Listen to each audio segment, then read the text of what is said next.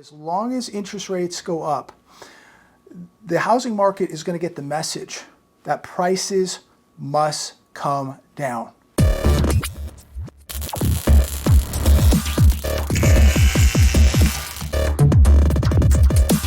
It's Thursday, April 7th, 2022. Before I start the video today, please make sure to give this video a thumbs up, share this video, make sure you're subscribed, hit that bell notification so that you are alerted with the newest videos. So much is happening, ladies and gentlemen. I believe right now we are watching the acceleration of this collapse begin. Things are really, really beginning to accelerate. And I pulled a couple articles today I'm going to share with you. And feel free to comment down below about anything you want to comment about. Tell us what you're seeing in your cities, in your towns, in your job market, in your housing market. Dow Jones up 87 points today. But earlier this morning, it was down a little bit over 300 points. And what brought it back? There was some positive earning reports that came out, but I was just reading some articles a little while ago, and it is really almost unbelievable that the market didn't really go down a lot more today. Up 87 points. Dow Jones up 87 points today. And when you read some of the data and some of this news, market should have been down 1,000 points. But we understand that there is major manipulation still taking place. You still have the Fed buying in these markets. The Fed is still buying mortgage-backed securities. The Fed's still buying stocks. It's still buying treasuries. You have a plunge protection team in there.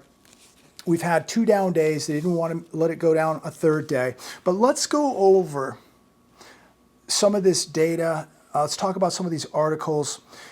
This on CNBC today. Rising mortgage rates are causing more home sellers to lower their asking price. Now, I was reading some of the comments last night, and people were telling me that housing prices are going to go up forever. They're just going to go up with inflation. I don't believe that is the case. According to this article, about 12% of homes for sale had a price drop during the 4 weeks ending April 3rd. That's up from 9% a year ago, according to Redfin. The number of new listings last week jumped 8% from a year ago, according to Realtor.com. Buyers are now sweating with interest rates going up. We're looking at a 30-year fix now above 5%, and buyers are beginning to sweat. But here's some good news. The sellers are going to be sweating here very, very soon. And this means we're going to see prices, as long as interest rates go up, the housing market is going to get the message that prices must come down. We're seeing that happening right now. We're seeing more inventory hit the market. You ain't seen nothing yet, ladies and gentlemen. There are so many new homes being constructed right now. There are so many landlords waiting to get their tenants out of homes to put these properties on the market. There are so many people that are so far in over their heads with debt and bills that they're going to be forced to sell homes. And they're going to be forced to sell at the worst possible time as prices are coming down. That's my opinion. And from what I see happening right now, I see nothing but prices coming down, especially as we get into the summer, probably mid-summer. After we have this May and June interest rate hike, possibly 50 basis points on both of those hikes. What do you think that that's going to do to mortgage rates? We will be well beyond 6%. How many people at this point are going to be able to qualify for a home? What do you think the builders are going to do to get somebody to buy a home? They're going to, you remember the days when they were giving away free cars for you to buy a home? I mean, is this possible to see again? There are so many homes under construction. There are so many people now that are falling so far behind that are going to be forced to sell homes. And again, we have this eviction moratorium still taking place here in California, and landlords cannot get these tenants out as soon as they can. They're getting out of the business. They're dumping these houses, and they're done. So we are going to see more and more inventory coming. Shocking consumer credit numbers. This on the Hedge today. Credit card debt soars with savings long gone. So I think now we can confirm why there's so many cars driving around, at least in my area, with gas over $6 a gallon. How are they doing it? I ask myself, how are these people all out driving around? I've never seen so much traffic. I think many of them, no doubt, are using credit cards. It says here, any excess savings accumulated by the U.S. middle class are long gone. So what are they resorting to? They're resorting to credit cards. Americans have now unleashed a credit card-fueled spree. This is going to be very, very bad for millions of people as they are acquiring new debt at the worst possible time. Shocking numbers in November. Consumer credit exploded by a whopping $41.8 billion, more than double the expected $18.1 billion print, nearly 5 times more than the upward revised $8.9 billion January number. Anybody that thinks that this economy is strong or healthy or recovering needs to seek psychiatric help immediately. Immediately. This economy is not recovering. In fact, this economy is dying. This is probably, arguably, the worst economy we have ever seen in the United States of America, and it is about to get much worse.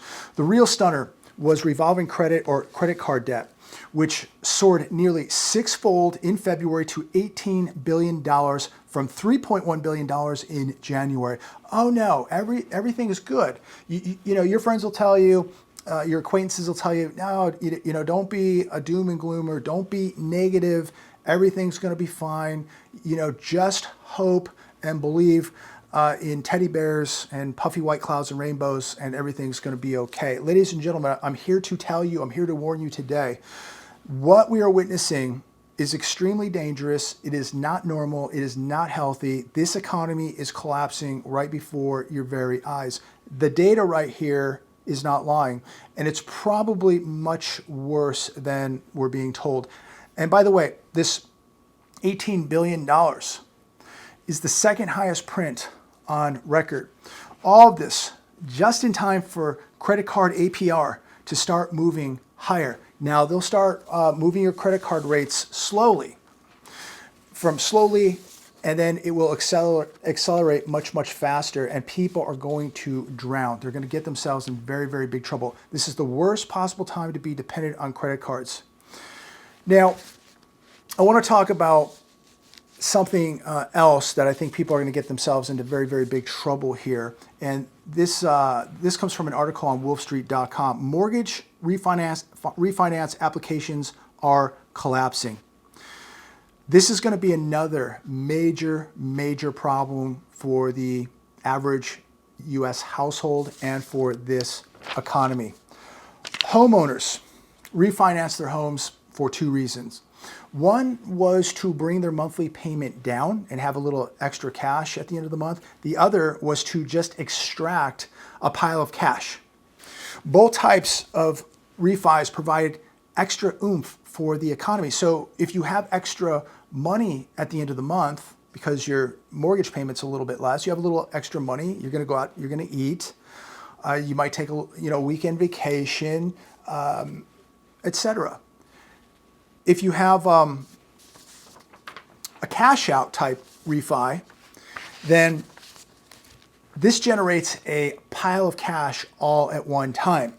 And most people at that point, have a hole, basically a hole in their pocket because they're spending the money so fast because they just got this pile of cash. They're not getting it every month. They just did a cash out. So maybe they borrowed $100,000, maybe $200,000 out of their house. Boom, they got $100,000, $200,000 in their pockets, and now it's burning a hole in their pocket. So what did they do with this money?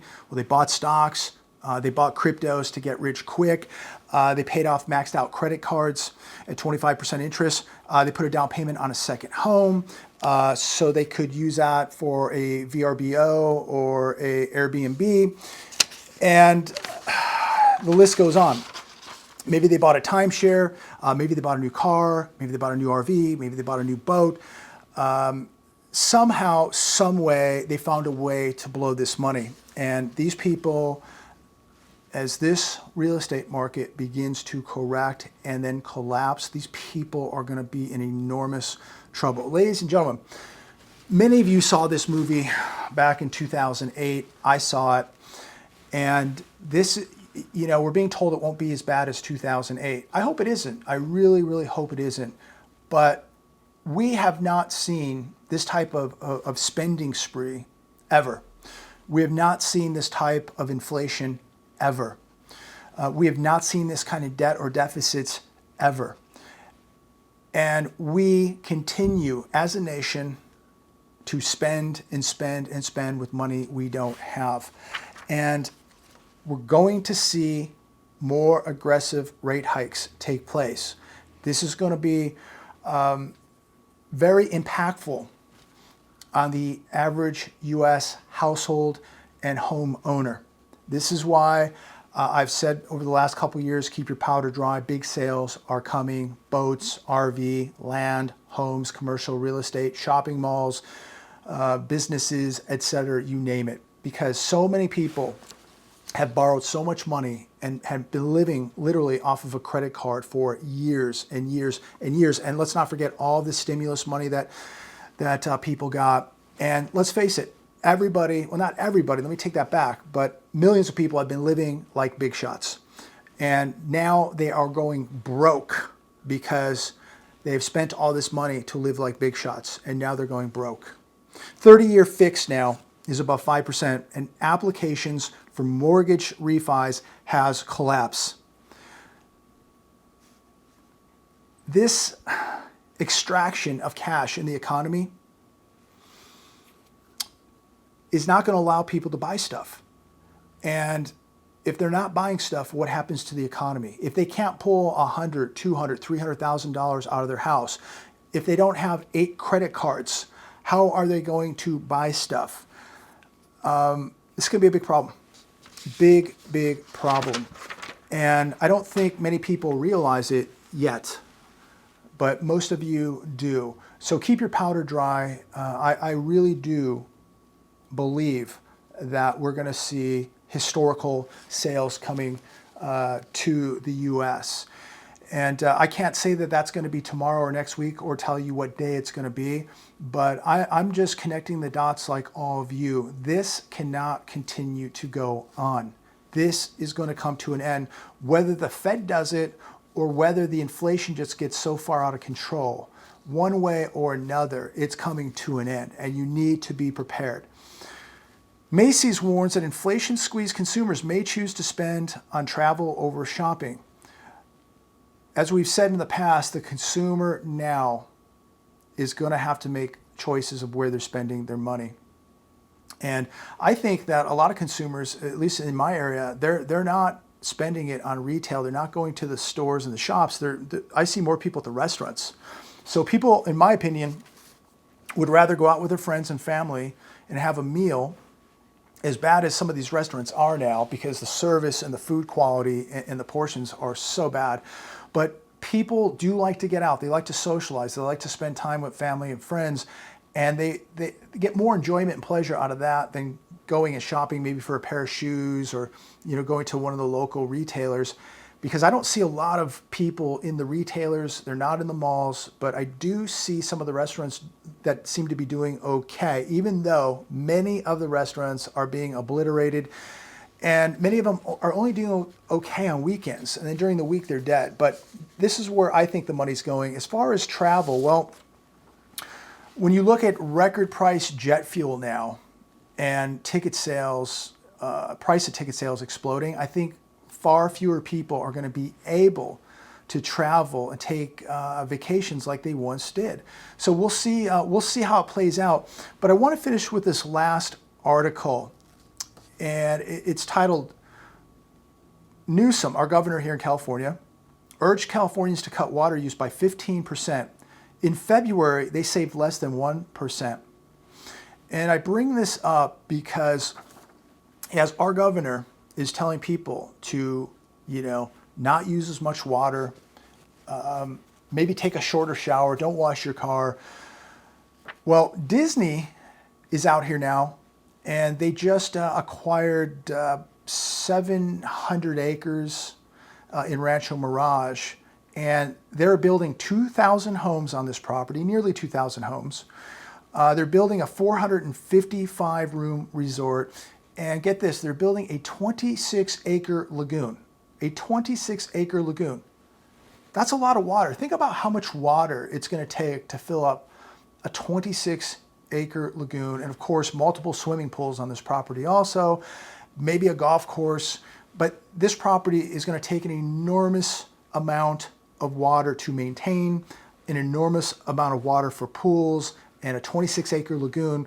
But I'm being told to not wash my car and to take a shorter shower, so that I guess Disney can come out here and build a massive lake and have multiple swimming pools. This has just gotten so crazy. And what's even more crazy is Disney is out here going to build nearly 2,000 homes and another resort. This is where we're at. This is when you know, ladies and gentlemen, this is when you know that we've reached the top. When Disney is out here on 700 acres building a massive resort and a giant lagoon and 2,000 homes. Now we know we're at the top.